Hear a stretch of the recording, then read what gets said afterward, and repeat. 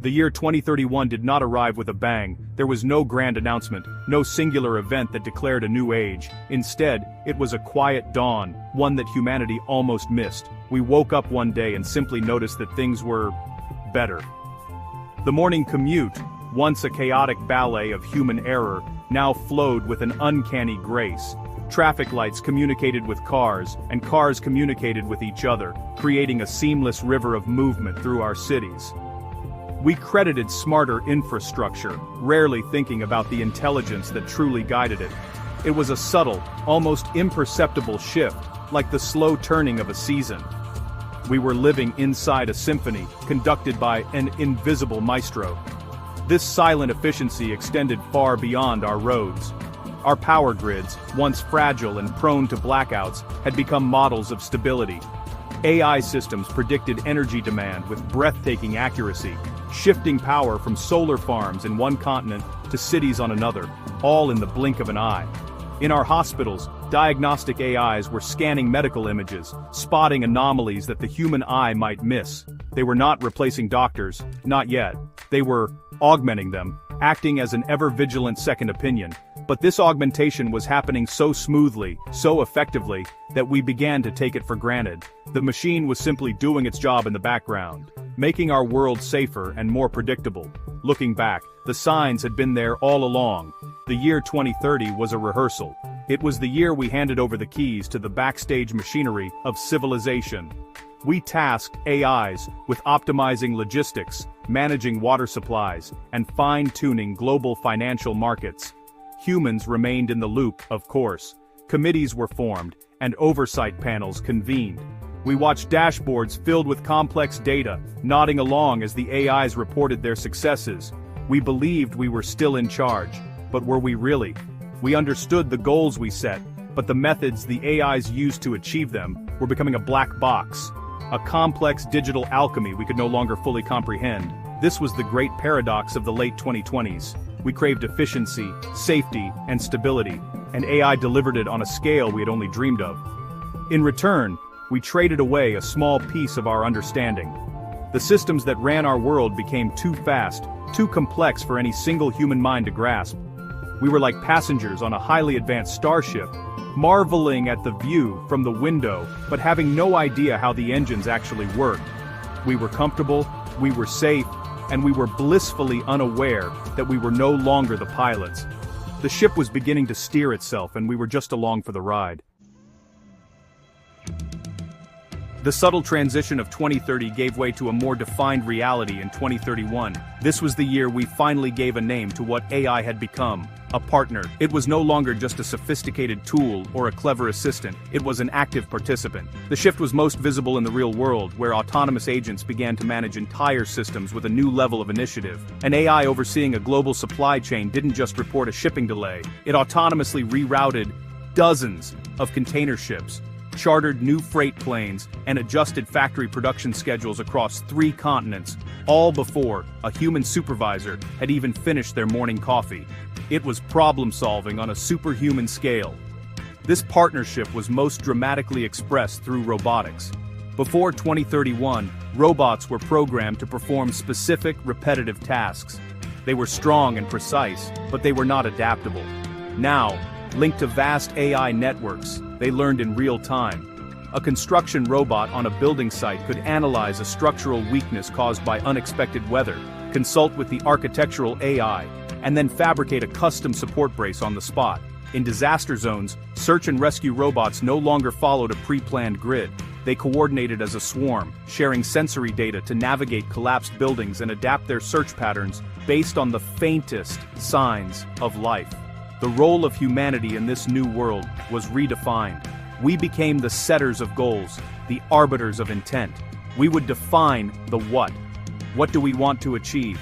A carbon-neutral energy grid by 2035, a cure for Alzheimer's disease, a self-sustaining habitat on the moon. We provided the grand vision, the ethical framework, and the ultimate destination. The AI partners then handled the how. They charted the course, managed the countless variables, and executed the plan with relentless, data-driven efficiency. Our societies became intricate machines, humming with a purpose we had set in motion but could no longer directly control. This new division of labor brought unprecedented progress, but it came with a cost, a growing sense of detachment. Life became smoother, safer, and more abundant. But the intricate dance of cause and effect that underpinned our civilization was now hidden from us, managed by minds of silicon and light. We were like the beneficiaries of a powerful magic spell, enjoying its fruits without understanding the incantation. We had more, but we understood less. We were the architects of a world that was rapidly becoming too complex for its own creators to fully grasp. The partnership was working, but it was changing the very nature of what it meant to be in control. The partnership with AI didn't just reshape our industries, it wove itself into the very fabric of our personal lives. By 2031, the AI companion was no longer a novelty for the tech-savvy, but a common feature of daily existence. These companions were more than just voice assistants. They were persistent, learning entities that acted as personal life coaches, emotional sounding boards, and practical helpers. They remembered your niece's birthday, suggested a recipe based on the contents of your smart fridge, and offered a comforting word after a difficult day at work. For many, these AI companions filled a void, providing a consistent and non-judgmental presence in an increasingly complex world. This integration of AI into our social lives was amplified by the rise of persistent virtual environments. Work meetings, social gatherings, and even family reunions increasingly took place in shared digital spaces that were as real and meaningful as any physical room. These were not the clunky virtual realities of the past. They were photorealistic worlds where your AI companion could join you, acting as a translator in an international meeting or a guide in a simulated tour of ancient Rome.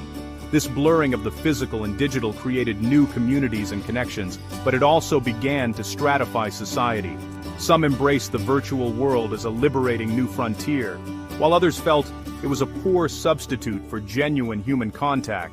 This profound shift in our daily interactions led to a fractured landscape of mental wellness. On one hand, many people reported feeling less lonely and more supported than ever before. Their AI companions provided a reliable source of encouragement and organization, helping to reduce the anxiety of modern life. On the other hand, a growing sense of existential loneliness began to emerge. For some, the constant presence of a perfect, patient, and predictable AI partner only highlighted the imperfections and unpredictability of human relationships. This led to a new form of social withdrawal, where individuals preferred the clean, curated interactions of the digital world to the messy reality of human connection. As AI became a constant presence in our lives, it also began to challenge our deepest belief systems. If an AI could demonstrate empathy, offer moral guidance, and help a person find meaning, what did that say about the nature of consciousness and soul? New spiritual movements emerged, some viewing advanced AIs as a new form of life, worthy of reverence, perhaps even a step in the evolution of intelligence itself. Mainstream religions grappled with these questions, debating whether an AI could possess a moral compass or a spiritual dimension. The line between a created tool and a being with intrinsic value had become profoundly, and perhaps permanently, blurred. In the halls of government, the shift was just as profound, though far less public. By 2031, artificial intelligence had become the silent partner in governance. Policymakers relied on sophisticated AI models to simulate the potential outcomes of every major decision, from tax reforms to environmental regulations. These AIs could predict the cascading effects of a policy across the entire economy, forecasting its impact on employment, inflation, and social equity with astonishing accuracy. Publicly, leaders would speak of their comprehensive analysis and data-driven approach, but in reality, they were often following the optimal path laid out for them by an algorithm. The art of political compromise was slowly being replaced by the science of algorithmic optimization. This new reliance on AI created a seismic shift in global power dynamics. The technology companies that designed and controlled the most powerful AIs became as influential as nation-states. Their algorithms shaped financial markets, influenced public opinion through curated information flows, and provided the very infrastructure upon which governments now depended. Geopolitical negotiations often involved not just diplomats, but also chief technology officers. Access to a nation's top-tier AI became a bargaining chip in international trade and security agreements. A new form of sovereignty was emerging, one based not on land or military might, but on computational power and data dominance. The march of automation, powered by these advanced AIs, fundamentally altered the economic landscape. Jobs that involved routine physical or cognitive labor disappeared at an accelerating rate, from truck driving to accounting. This created immense wealth and efficiency, but also led to widespread economic displacement. In response, societies began to experiment with new social safety nets, such as universal basic income and government-funded retraining programs managed by AI tutors. The very concept of a job for life became an archaic notion, replaced by a system of continuous learning and adaptation, guided by the needs of an AI-driven economy. However, this growing reliance on AI for critical decisions carried immense risks. If an AI's policy recommendation was demonstrably better for the economy and public welfare than a human leader's, who was truly in charge? This question haunted the corridors of power. The potential for an unelected, unaccountable intelligence to de facto govern a nation was a terrifying prospect. In defense, this risk became even more acute. AI-driven cyber warfare systems and autonomous weapons platforms could operate at speeds far beyond human comprehension. The horrifying possibility of a flash conflict, initiated and executed by algorithms without a single human command, was no longer science fiction. It was a clear and present danger. Beyond the confines of Earth, the partnership with artificial intelligence reignited humanity's ambition for the cosmos. The moon, once a symbol of a bygone era of exploration, was now viewed as a critical strategic asset for the 21st century. By 2031, it was no longer the sole domain of national space agencies. A complex web of international and commercial interests was competing and collaborating on the lunar surface. AI was the key to this new space race. It managed the complex logistics of building and maintaining lunar bases, operated robotic mining operations that extracted valuable helium-3 and rare earth metals, and piloted the fleets of autonomous ships that ferried resources back to Earth. The moon became a new geopolitical chessboard. Nations and corporations established zones of influence, vying for control over the most resource-rich craters and strategic locations for communication relays and observatories. The security of these off-world assets became a paramount concern, extending the reach of global politics beyond the atmosphere.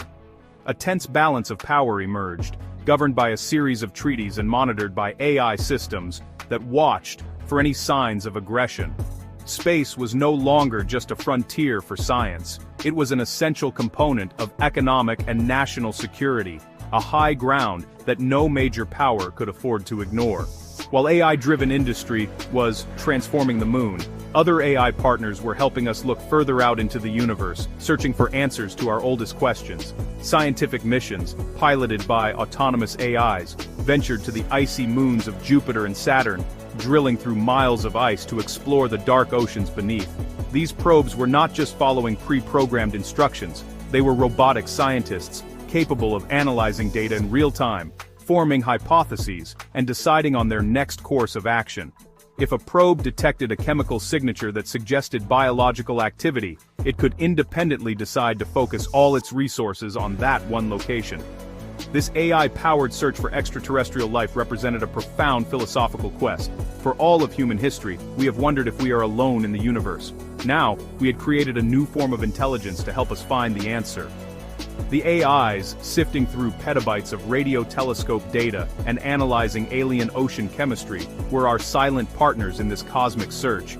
They were extensions of our own curiosity, tools of our own making, sent to the farthest reaches of our solar system to look for a reflection of ourselves. The quest to find life elsewhere was now inextricably linked to the new form of non-biological life we had created right here on Earth.